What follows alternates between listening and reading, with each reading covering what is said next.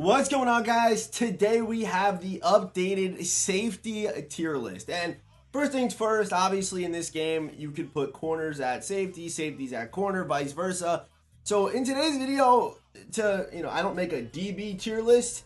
Maybe I should start doing that at this point of the year. But I'm considering these cards and ranking these cards based off if they could play over the top safety or be a good user or both, because that's still an important thing. I don't think people use their safeties as much as now linebackers can animate, unlike they've been able to do the last couple of years. But I still consider those two things. Can they play over the top, and can they be a good user? Obviously, the guys that can do both have more value, but that's kind of the whole spiel I want to kind of talk about before we get started. Before we do, though, of course, if you are part of the 67% of people who watch the videos and are not subscribed, head down there, hit the subscribe button, turn on those notifications. We post daily Madden 24 content throughout the whole summer. We're going to start uploading some NCAA content as well. Link for the second channel is, of course, down in the description. Make sure you follow the college football channel or subscribe to the college football channel and this one as well. But yeah, let's get started. The first name we're looking at today, CJ Gardner-Johnson. So here is CJ Gardner-Johnson, Team All-Star, can be upgraded up to a 99 overall. And for his ability stack, you can so you don't get deep zone. So you're going to have to play him very scheme oriented. If you know that he drops to a deep out zone a lot of the time, then all you need is deep out zone, mid zone. That's another thing. At this point of the year, we have so many good options, so many different cards that pretty much you can get any combination you want on. Yeah, it just comes down to scheme and what you do. If there's a position on your field that drops deep to the outside a lot of the time, you might only need deep out zone and maybe some mid zone, which never hurts to have. You know what I mean? So deep out zone and mid zone, or deep in zone and mid zone, depending on what your safety's doing, depending on your scheme. Maybe your safeties play the flats, then you'd want flat zone, mid zone, for example, because he's not going deep. So obviously there's safeties that are better in different scenarios, and obviously you have to find what's good for you. Obviously when I'm ranking these cards, I try to be pretty broad with it. I try to be, you know what I'm saying? But CJ Gardner-Johnson, good card, decent height, good tackling stats for his safety. And also does get charge of X factors as well. With that being said, we're going to put him high A tier. Solid card. Yeah, he's good. He's good. 2 zone KOs and a charge of X factor. Sounds good to me. There is one thing I wanted to mention though, and we did kind of talk about this tier list yesterday on stream. By the way, follow me on Twitch. But apparently with reinforcement and mid zone, it gives you all zone KOs. I haven't really tested this, but apparently that's what we've been hearing. Reinforcement with a mid zone, reinforcement X factor with mid zone is crazy. Obviously, it's going to be better for you to have it where it doesn't need to charge up, like on a guy like Ronnie Lott, who we'll talk about in a second, or Mark Bavaro, who's a cornerback, won't be in today's video. But those guys that get it as like an ability, it's on the whole game, so you can basically get every single zone KO with mid zone. So don't worry, I didn't rank these cards really based on that too much, but if they do get it passively, it was definitely considered. I'll say that right now. But either way, CJ Gardner-Johnson, high A tier, even though of course he is able to get the reinforcement and mid zone combo. And next up, we have the Prez Jamal Adams, 6'1", 213. He's got a good build, 99 speed, 97 acceleration, man zone. Of course, the tackling stats are going to be there. He's basically a linebacker at this point in his career anyway. He does get persistent with an AKA X factor. So here I would probably, Avalanche wouldn't hurt to really run with persistent because it's on a lot of the time. But for me personally, yeah, it gets tough here. It gets tough here with Jamal Adams. And I feel like when he came out, he was way before his time because he was able to get persistent with the Avalanche, which is pretty crazy. But, deep in zone, mid zone, with persistent, and then you have to run an X factor on this card, then what do you run? Are you going to go with Avalanche? To me, Avalanche is still good, but an Avalanche that's going to turn on and come back, that isn't an ability, and you're not even going to probably run Enforcer Supreme on him, so even if you land that hit, there's a chance that he's not going to fumble or go down. So Enforcer Supreme, I feel like, is kind of a must. If you're going to use this card, then I like mid-zone Enforcer Supreme with persistent Avalanche. I would say Jamal Adams, he's just a weird card, man. He's just a weird card because I don't know. I think he's good, but it's not. You can't over the top. Not getting deep out zone hurts. Deep in zone, mid zone's fine, and you're probably not gonna go deep in zone Enforcer Supreme, Avalanche as the X factor with persistent. You're probably not gonna do that. But I don't know. He's an interesting card. Either way, I think Jamal Adams is a high A tier card. I think he's high A tier. If that was deep zone, mid zone, maybe he's a low S tier guy. But deep in zone with mid zone and Forces Supreme persistent, and you have to run the X Factor. No Avalanche has an ability like we kind of see now. I think does put Jamal high A. And next up, we have Parham Jr. This card could have been the best safety in the game. I'm not even kidding. He definitely could have been, but the creator did drop the ball a little bit. Deep zone, mid zone, which we like, and he's obviously the build is going to carry him. 6'8", 240. He moves great. He doesn't move too clunky either, like you see on a guy like Lotta, for example, as a user. It does not move clunky. Good COD, good agility, man zone, hands, obviously all going to be there. Tackling wise, he's good for his safety. And then for the ability, so here are the abilities. The best setup, in my opinion, on Parham, I usered the card. So when I usered the card, I just ran mid-zone secure tackler. Because I feel like the 1 AP stuff, like, if you're not playing man one step, there's no point in running it. And paying for Enforcer for 1 AP with no Avalanche, or even with an Avalanche, I just don't like it. So Enforcer to me makes no sense. Do not even, like, there's some builds where you're not even running one of these abilities. If you have him playing safety and dime, for example, and sometimes he's playing man coverage, if you're playing one high like I do sometimes, then one step would make sense. I would go one step, and then he's, for me, if I would have run Parham in my scheme, he plays some man and he plays over the top. It's either man or over the top. So I would go deep zone, one step, secure tackler to help us against those super glitchy running backs. And if you wanted to, you could go with like a reinforcement, or again, back to the previous theory, reinforcement mid-zone KO gives you apparently all zone KO. So if you want to test that out, you can. But at Parham, I think he's solid at both. I think he's a solid over the top guy, can be because of his build, and he's a good user because of his build as well. The abilities are not perfect, but his build does bail him out. And that's where we have to talk about the next card here. The next card I know people are going to be upset about. I already know. And that is Julius Peppers. So Julius Peppers, I'm going to say right now, he's not going to be an S tier card. His physicals are obviously crazy. 6'7", 295, but he's a one-dimensional card. He's someone that you're only going to play as a user. If you want to play him over the top, sure, do it by any means. Give him reinforcement, give him universal coverage. That's on for 66% of the time, okay? 66% of the time it's on, so there's a good chance that when the ball goes deep, you're not going to get that KO. He's much better as a user with Lurk Artist and Tackle Supreme. That's how I run this card, and just use his physicals. Don't even really need an X Factor. So Julius Peppers is definitely a top-end user in the game, but he just can't play over the top safety. And with that being said, he's not going to be S tier, because he cannot play over the top safety like the guys in S tier can. And Donnie can, and he can be a user because Donnie gets deep zone or mid zone reinforced. You got combos you can run with Donnie. There's no physical combo with Julius Peppers that can make him an effective or as good as these guys as they are over the top, if that makes sense. But Julius Peppers, A tier, because he is single dimensional as a golden ticket, which is crazy to say. Okay, here's one I really like, and that is Jesse Bates. So I do value you being a good over the top safety, a good in coverage safety, over you being a good user. Okay, because we have linebackers that can user too, that are debatably better than some of these guys, a lot of these guys as users.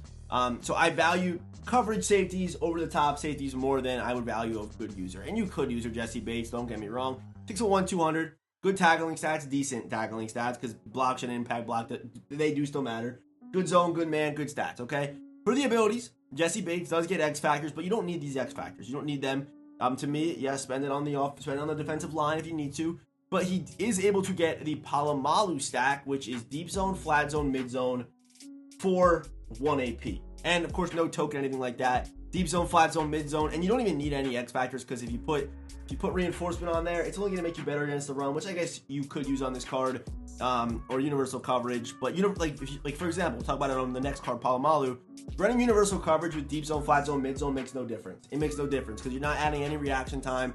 You already have reaction time whenever you're in a zone, and you have KOs already, so you don't need universal coverage. It really makes no difference. So Jesse Bates, yes, he's going to go in front of Parham as an over-the-top guy, getting deep zone, mid zone, flat zone, all for 1 AP.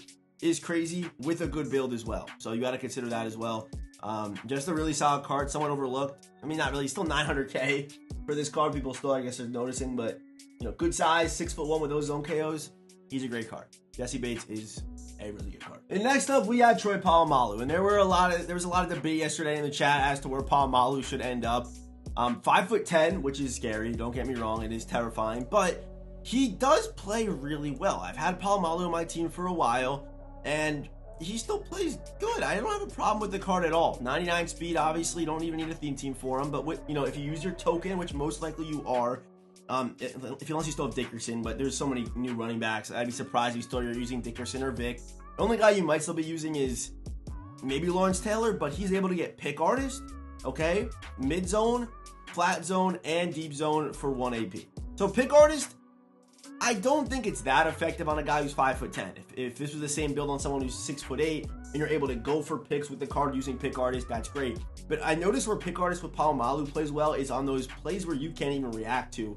Kind of maybe like a quick hitter slant or like a seam route where he breaks, he's kind of on the ball at the same time as the receiver. That's when you're going to notice that for Polamalu, not on jump balls. On jump balls, you're still going to want to swat and play the body. But no matter how tall you are, zone KOs are going to knock out. If you got a guy who's 7'10" and a guy who's 4'7", if he has mid zone and you're in that range, the ball's coming out no matter what. That's how this game plays. So Polamalu, still a really good card. I don't think even if you are running the token, I don't think any of his X factors are really even worth running. As Avalanche, I used it for a little bit on him. It's just not. Don't even waste it. Universal coverage again. Don't even waste it because you have mid zone, flat zone, deep zone, and then Enforcer Supreme. Yeah, don't be stupid now. So yeah, Polamalu, great card. I think Polamalu, yeah. People are not gonna like this one either, but I would put him in front of Donald Parham as he is a better in coverage guy than Donald Parham is. And Parham isn't perfect. Keep that in mind. If Donnie was a perfect card with perfect abilities, he'd probably be safety 1 maybe, but he's not perfect. That's the thing. With Polamalu, he's besides the fact he's 5'10", the abilities are pretty perfect on him, to be honest with you. Next up, we have Brian Dawkins, very similar to Troy Polamalu. Doesn't get any X factors, but again, he doesn't need them if you get pretty big mid zone with deep zone and flat zone for 1 AP. It's a great setup. No pick artist on him, but he is a little bit better against the run, better size. He's just a bigger body. You notice those things on Brian Dawkins. For Polamalu, he tackles well, but he sometimes does get trampled in the run game because he's a little bit smaller. So having that slightly bigger body out there on Brian Dawkins is nice. So I would put Brian Dawkins in front of Polamalu, but I would still put Jesse Bates in front of Brian Dawkins. I think I definitely would still do that. So yeah, we're gonna go Brian Dawkins right there. And next up, we have the John F. Kennedy card here, 6'2", 197, 98 speed, 95 acceleration. Obviously still a pretty penny for this card, as I believe he was one of the first Avalanche ability guys. So we got Avalanche, deep zone, mid zone, deep zone, whatever you want to run there. He does get pick artist, and he got good size, so you are definitely going to play that. For me, Avalanche, I don't love running Avalanche without Enforcer Supreme at this point. I mean, if mid zone, deep zone for 1, it's good over the top with pick artist, and he's got good size. The problem with Mike to me is you have to kind of pick, right? So if you have him playing mid zones, I think you got to run Avalanche on this card. I feel like you kind of have to, even though there's no Enforcer Supreme option. So Mike's a card I like. I do like the card. I honestly might put Mike a little bit lower than what people are kind of thinking. I think I would still probably go Jesse Bates over Mike, as the size is good. He has double KO capabilities or potential, but it's still 1 AP for mid zone, deep zone, where you have these mid zone, deep zone, flat zone guys for 0 or for 1. But pick artist, it's so tough with these safeties, man. There's so many good ones. Let me know what you guys think. But I'm gonna put Mike right there. I'm gonna leave him there. But again, you get kind of that choice: Avalanche or another KO. Like pick artist still works. It's tough. It gets really tough, especially at this point of the year. Okay, let's get into our top 5. Coming in at number 5, we have Paul Krause.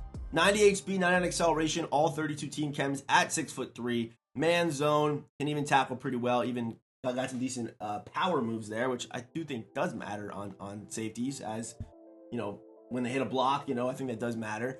But you see mid zone here, player specific, does get charge up X factors as well. And then he's able to get deep zone, flat zone, mid zone for the 1 AP setup, as we know. But even if you don't need flat zone, right, you can go deep zone, mid zone for free as well. Deep zone, mid zone with a secure tackler if you don't feel like you need flat zone for your scheme and how your safeties play, which is a lot of people. A lot of people were kind of questioning why you even need flat zone. So Paul Krause being a deep zone, secure, mid zone with a charge up X factor with his build, all for 0, I think without question, and all 32 team chems, puts him in the top 5 easily. You have great flexibility on the card. Paul Krause is He's a monster, man. He's definitely a monster. And next up, we have Mean Joe Green. Okay, the first thing about this card is that he really doesn't move as clunky as you would think, as his player build is actually pretty slim for a guy who's a defensive tackle.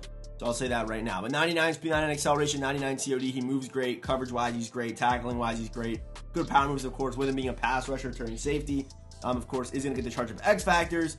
And we head down here. Here are the abilities. So you are able to go with deep zone, mid zone, flat zone for one if you'd like to. Again, if you don't feel like you need that, you can go deep zone, mid zone for 1 AP with avalanche on top of it. So that's a pretty good setup right there with charge ups. You have that option if you want to use the card. You have lurk artist. So I love the flexibility of this card. He can be a good user. He can play over the top.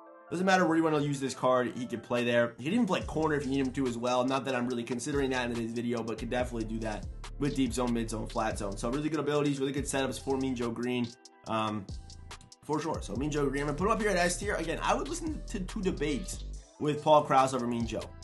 I would listen to them, but for now, I'm going to go Mean Joe number 4, Paul Krause at number 5. Coming in at number 3, we have Ronnie Lott. Ronnie Lott is, I mean, the top 3 are the elite of the elite, by the way. I just got to say that right now. The Ronnie Lott is crazy because he does get reinforcement as an ability for free. Reinforcement gives you not better reaction, but zone KOs, man KOs as well. And it also gives you better block sheds against runs and things like that. So it doesn't even matter really what these stats are because, I mean, these stats matter, hit power and tackling, but block shed and stuff doesn't really matter because he has reinforcement. Man zone 99, he's 6 foot, 99 speed. This card plays crazy. Ronnie Lott cards always play crazy. The man is, I mean, right now while I'm recording, you gotta get him for 5 mil or 4 million. He's a crazy expensive card, but it is for good reason. And even though his abilities are kind of underwhelming, you're able to go 1 step, Avalanche, Enforcer Supreme, which is probably what I would do. I think that combo, it guarantees fumbles on guys that don't have tank if you land that hit stick. So 1 step, what you don't need to do, if you don't even play man, don't consider 1 step. I'll switch into man sometimes, so that's why I like having the 1 step there. You can put him in man, just lock it down, you have reinforcement, you have all that good stuff. So if you don't need this, then don't run this. But Avalanche Enforcer Supreme with reinforcement turns into a KO demon and a guy who's a force versus the run and you don't want to get lined up by. So you have to consider that. Unfortunately though, he does get reinforcement but does not get mid zone discounted. So you have to, if you want to pay for it and get all the zone kills, it's going to cost you 3 AP, which is not worth it. Don't do that. So Ronnie Lott number 3. If he had that mid zone KO discounted for 0 or 1, then maybe he would be a little bit higher, but still top 3 in pretty much June is pretty good. So Ronnie Lott's going to sit right there. Coming in at number 2, we have Harold Carmichael. I think in a few years, people are just going to accept the fact that Harold Carmichael was a DB and think that his wide receiver cards are out of positions. I would not be surprised if that starts happening. With how many DB Carmichaels we get, would not be surprised. But 99 speed, very good coverage stat, good against the run. 90 pass rush moves is just nutty on a guy who's 6'8", and then for his pre-baked, he does get pick artist, which makes a difference because he is 6'8", and it does make sense for you to go for those high point interceptions with a guy who's 6'8", compared to a guy who's 5'10", like Polamalu, who I mentioned earlier. But does get deep zone, mid zone for free. Deep zone, mid zone pick artist with an X factor with his build, I think is a clear cut top 5 because the build's crazy, the physicals are crazy. There's no holes in any of his stats, and he gets mid zone, deep zone, or if you want to play him in the mid zone and go reinforcement X factor with secure tackler, if that's your philosophy, go for it. It's up to you. You can use this card however you really want to. Even as a user, if you want to go mid zone secure, sure, use the card. It's up to you. However you want to use this card, you can do it. Carmichael, I think, deserves to be in the 1 or 2 discussion. I would say 100%. And coming in at number 1 is Cam Chancellor, okay? This card, it just shows you how hard EA tried to money grab this final AKA drop.